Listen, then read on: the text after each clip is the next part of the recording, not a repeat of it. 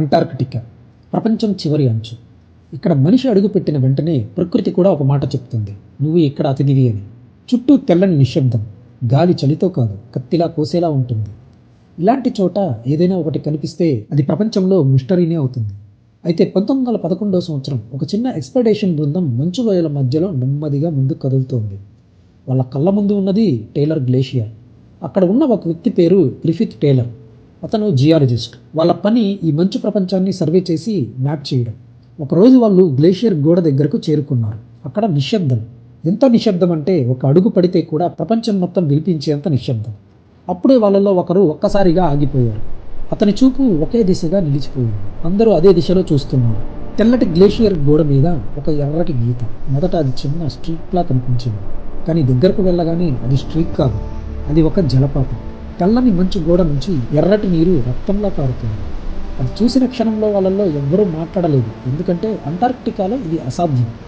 ఈ ప్రాంతంలో ఎక్కడా మిట్టి లేదు, ఎక్కడా చెట్లు కూడా లేవు, ఎక్కడా సాధారణ నీరు కూడా లేదు. అయితే ఈ ఎర్ర నీరు ఎక్కడి నుంచి వచ్చింది అనేదే ప్రశ్న.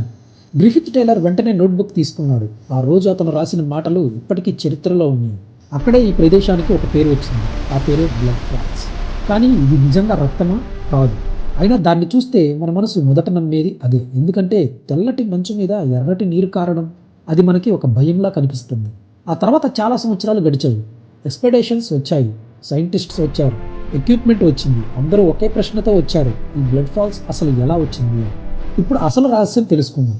ఈ నీరు పైనుంచి రావడం లేదు, ఇది మంచు లోపల నుంచి వస్తుంది. అంటే టేలర్ గ్లేషియర్ కింద ఎక్కడో లోతుల్లో ఒక రహస్య సరస్సు ఉంది. ఆ సరస్సు సూర్యకాంతి చూడలేదు, గాలి తాకలేదు, బయట ప్రపంచం చూసే అవకాశం కూడా రాలేదు, కానీ అది అక్కడే ఉంది. సైంటిస్ట్ ఈ శాంపిల్స్ తీసినప్పుడు వాళ్ళకి మొదటిసారిగా ఒక షాకింగ్ విషయం తెలిసింది. ఈ నీరు సాధారణ నీరు కాదు, ఇది బ్రెన్, అంటే అత్యంత ఉప్పు నీరు. సముద్రపు నీటిలో ఉప్పు ఉంటుంది, కానీ ఈ నీటిలో ఉప్పు మరింత ఎక్కువ.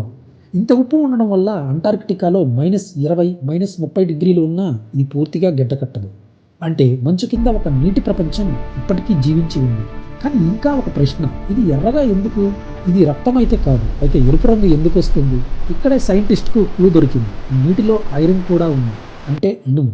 ఈ నీరు బయటికి వచ్చి గాలిని తాకగానే ఐరన్ తుప్పుపడుతుంది. అది ఎలా? మన ఇంట్లో ఇనుప గేటు తుప్పుపడితే ఎలా ఎర్రగా మారుతుందో ఇది కూడా అలాగే మారుతుంది. అందుకే ఈ నీరు బయటకు వచ్చిన క్షణంలో ఇంకా భయంకరంగా ఎర్రగా కనిపిస్తుంది. కథ ఇక్కడితో ఆగిపోతే ఇది ఒక న్యాచురల్ వండర్ మాత్రమే. కానీ బ్లడ్ ఫాల్స్ కథ ఇక్కడితో ఆగలేదు. సైంటిస్ట్ డీప్గా పరిశీలించగా వాళ్ళకు రెండో షాకింగ్ విషయం తెలిసింది. నీటిలో జీవం ఉంది. అవును, మంచు కింద చీకట్లో ఆక్సిజన్ లేకుండా కొన్ని చిన్న జీవులు బతుకుతున్నాయి.